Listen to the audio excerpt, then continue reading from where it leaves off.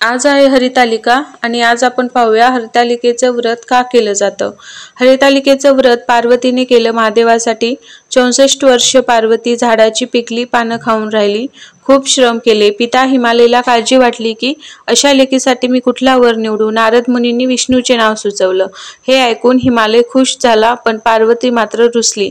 मैत्रिणीने कारण विचारल्यावर पार्वती म्हणाली, महादेवा वाचून मला दुसरा पती करणे नाही असा माझा निश्चय आहे आणि वडिलांनी तर मला विष्णूला देण्याचं कबूल केलं आहे। आता मी काय करू।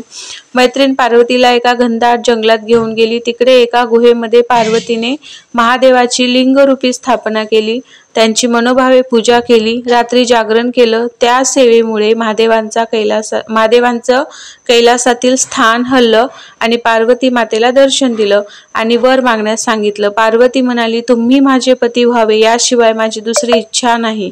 महादेवांनी वर मान्य केला आणि ते गुप्त झाले। हा दिवस होता भाद्रपद शुद्ध तृतीयेचा। दुसऱ्या दिवशी पार्वतीने व्रत पूजा विसर्जित केली। तेव्हा तिकडे हिमालय आले आणि पार्वतीने घडलेला प्रकार सांगितला। हिमालयाने तिला वचन दिले आणि एक चांगला मुहूर्त बघून पार्वतीला महादेवांना अर्पण केलं। म्हणून इच्छित वर प्राप्त करण्यासाठी हरितालिकेचं व्रत केलं जातं।